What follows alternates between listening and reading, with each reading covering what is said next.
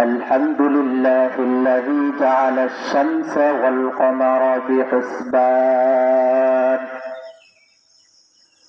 والنجم والشجر يسجدان وفضل زمانا على زمان كما فضل مكانا على مكان